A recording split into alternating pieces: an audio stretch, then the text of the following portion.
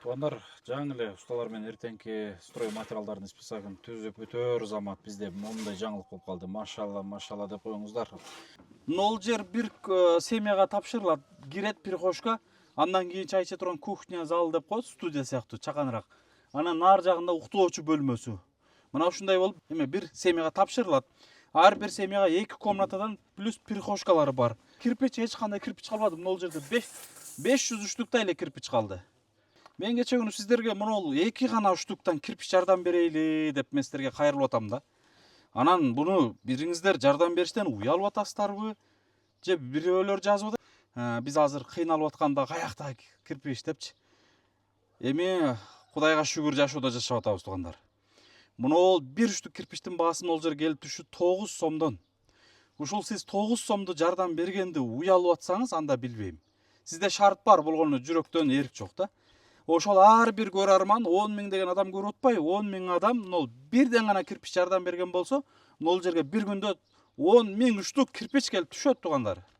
Бул жомок эмес, бул айтылып аткан жөн сөз эмес, бул боло турган нерсе. Эртең бизге 500 метр арматура керек. 1 метр арматураң 70-75 сомдон алганбыз, российский арматуралар. Эми 500 эле киши ошол 70 сомдон жардам берген болсок, эртең мына арматура чечилет да, 500 метр арматура чечилди деген маселе.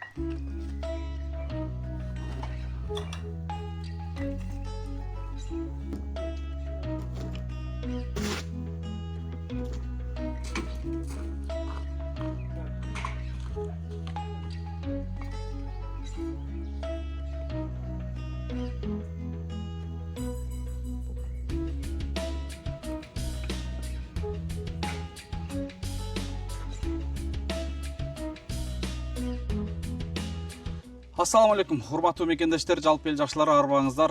Аллах Таалага чексиз мактоолор жана шүгүрлөр болсун. Анткени биз ушул бүгүнкү өнүккөн заманда, технология жетишкен заманда интернет аркылуу болсо да сиздер менен амандашып жүз көрүшүп атабыз. Шүгүрлөр болсун. Урматтуу туугандар, биз Акниет Аманат коомдук кайрымдуулук фонду билесиздер 2018 жылы түптөлгөнбүз. Түптөлгөндөн бүгүнкү күнгө чейин 35 юбилейни үйлүү кылган болсок, 300дөн ашуун 400гө жакын бейтаптардын боор, бөйрөк, көз, кулак, лейкоз, аккан, сколиоз жана башка Кыргызстанда операция болбой турган бейтаптардын каражаттарын жыйнап, каражаттарын чечип, ошол эле Индия, Турция, Россия, Казакстан, Өзбекстанга алып чыгып операцияларына себепкер болуп келатабыз. Мындан сырткары жылда биз ороз айларында, башка убактарда Кыргызстандын 7 дубанын кыдырып, баатыр энелердин, аталардын, ак баталарын алып, жанагы каарылар үйүндө, балдар үйүндөгү ушундай бир туугандарыбыздын ак батасын алып келебиз. Маалымат катары айтып атам. Урматтуу туугандар, бүгүнкү күндө биз Ордол ош жергесине муктаждар турак жай комплексин баштаганбыз. Бул экинчи комплекс.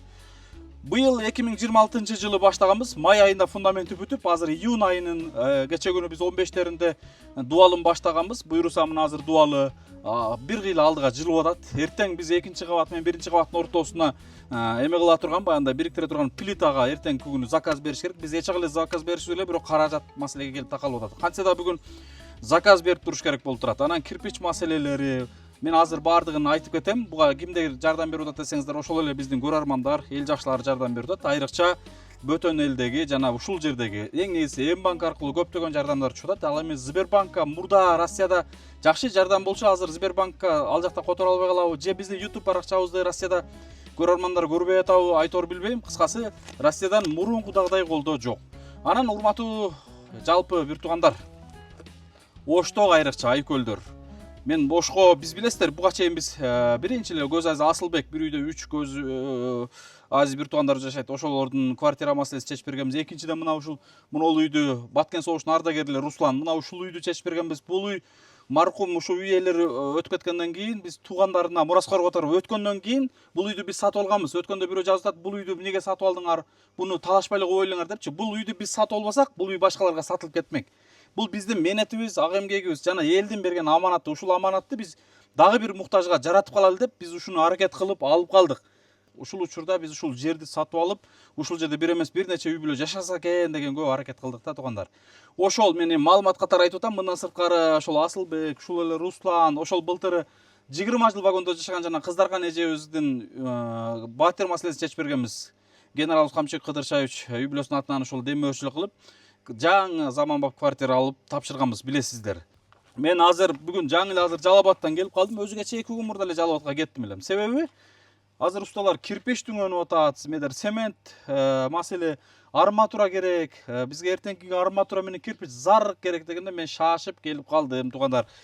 Урматтуу туугандар, бизде эми анча-мынча күндө бул эме стройка болуп аткандан кийинчи ар кандай материалдар керек болот. Мисалы, мына строй челектер, строй материал челектер. Бул болсо баягы перчатки, бул жактан мык, саморез, ошо нар эмелер керек болуп турат. Тамагыңыздар таттуу болсун, агалар. Анан усталардын бул жерде өздөрүнүн тамагын өздөрү кылып жеп атышкандыгына байланыштуу биз күн санап продукта. Эң негизи эмне керек? Бул жерде нан, анан усталарга эт, күрүч, майын алып келип бергенбиз, картошка, пияз, сабиз. Мына ошол нерселерди биз помидор, огурцы ошо күн алыс алып келип ташып берип атабыз. Буюрса ушу менен бул жерде усталар, бул жакта көргөзүп койсоңуз, усталар ушундай бир тамак ашты ушул жерде даярдап, өздөрүнүн тамактарын өздөрү кылып жеп атышат. Бүгүн буюрса бир жакшы инсан ушул жерге бир сөрү жардам берем деди. Кудай кааласа күтүп туралы. Урматтуу туугандар, мына азыр муктаждар комплекс, турак жай комплекс кандай, эмне деп түшүнбөй атабы элеңиздер.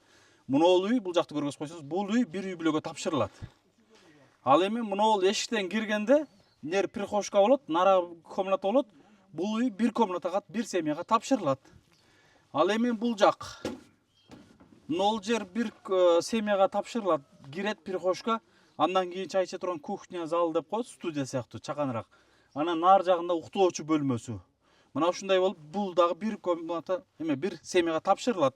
Ар бир семьяга 2 комнатадан плюс прихожкалары бар. Анан нол комната болсо, мына нол жерден кирет. Түшүнбөй атасыздарбы эмне болуп атат деп? Бул жерге бийик ушу панорамный айнек коюлат. Аркасына айнек коюлду десек, аркасында санузел бардыгына байланыштуу бул аркасына кое албадык. Ушул жерге айнек болот. Бул комната уктоочу бөлмөсү болот.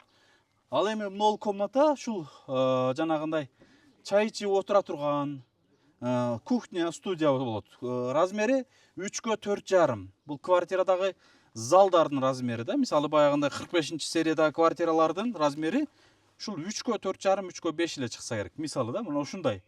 Кирип көргөзсөк деле болот эле. Анан мына дубалдар уже караңыздар, уже мындай айтканда сейсмопоезга жетип атат. Көрдүңүздөрбү? Перемчкалар коюлуп атат. Ал эми мына айнектердин үстүнө эмнеге перемчка коюлбай атат десеңиздер, ошол сейсмопоез баарын бириктирип жабып кетет. Бизге мына урматтуу туугандар, мына жакты көргөзүп бериңиз. Кирпич, эч кандай кирпич калбады. Мына жерде 500 үчтүктай эле кирпич калды. Кирпич жок. Мына азыр буну кечке чейин уруп бүткөн болсо, кирпич жок, туугандар.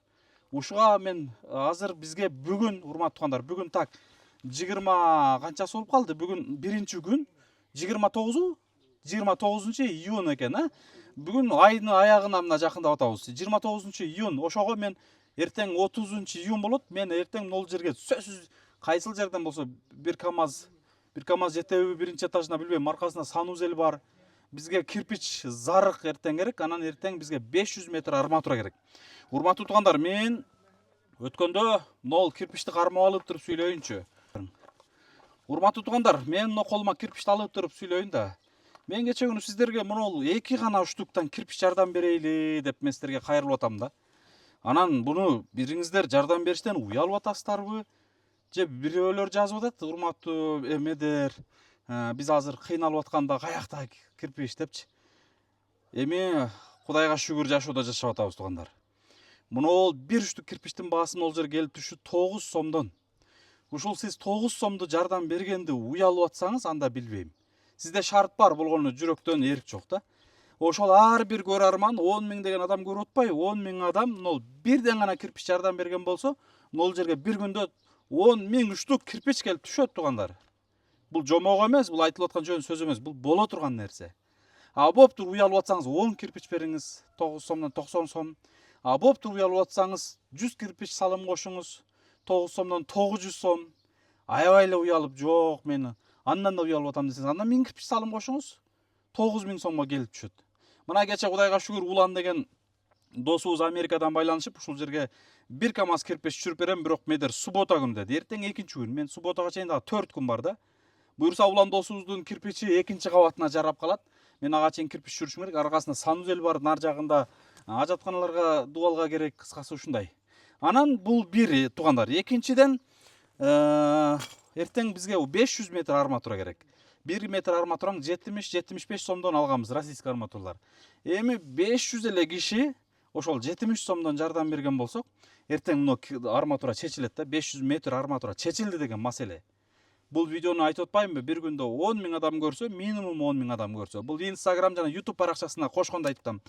Мына ошол 10 000 адамдын 500 эле киши 500 сомдон жардам берсек, могул жерге арматура маселеси чечилди деген маселе.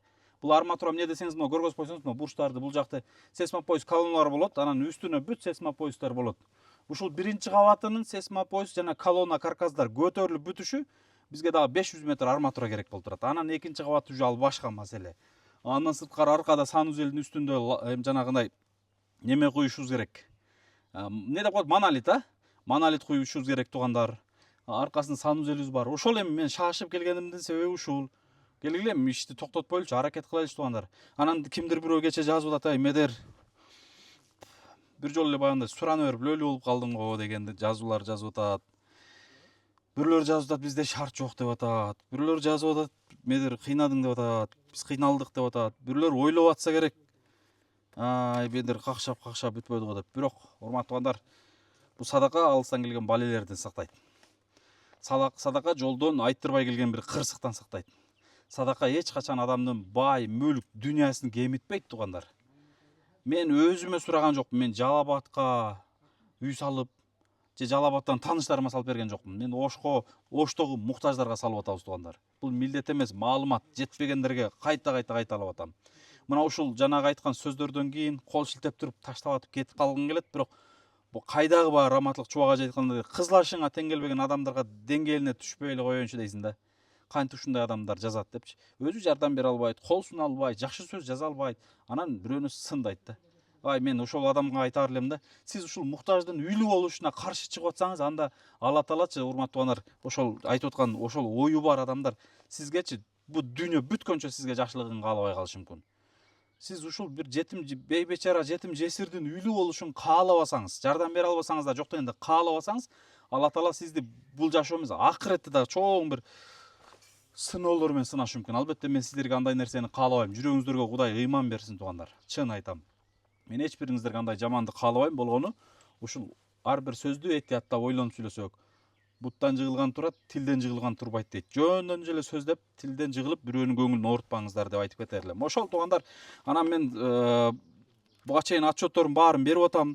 Кудайга шүгүр, могул ар бир келип аткан материал, мен азыр дагы айткандай 1000 сомдук строй материал, анан 1,5 сомдук усталарга ушул аркверки жей турган продукта ушундай нерсе алып келдим. Азыр дагы кечкисин ушул этбет жана башкасын ушул сөрү менен кошуп алып келип берем деген эжекебиз болуп атат. Күтүп турабыз буюрса. Ошол эми дагы эмнени айтып кетем. Могул ишти болушунча аракет кылып бүтүрүп калышыбыз керек. Азыр Жалал Абадтан жакшы агаларыбыз сурап атат айнектердин размерлерин. Кудай калса ушул Жалал Абад кайра келип ушул Жалал Абад туугандарыбыз жардам менен иш бүтөт окшойт. Ошто аябай көп колунда барлар бар эле, билбейм. Бул нол акырет үчүн, Алланын ыраазычылыгы үчүн, Оштогу муктаждардын үйлүү болушу үчүн ушул иш оштуктарга керек эмес окшойт. Эми сөзүм тиешелүү гана адамдарга сөз ээсин табат. Мына ошондой инсандарга керек эмес окшойт. Көп адамдар кайдыгер да, көп адамдар көз жумкуп атат. Өткөндө көп адамдарга кайрылып атабыз. Атын атап кайрылып атабыз, жааматын атап кайрылып атабыз. Билбейм, туугандар. Жокчулук заманы эмес, Кудайга шүгүр. Мен айтып атпаймынбы? Жок дегенде муну сиз 1 штук, 2 штук, мейли 2 штук кирпичиңиз 19 сом болот, келип түшү.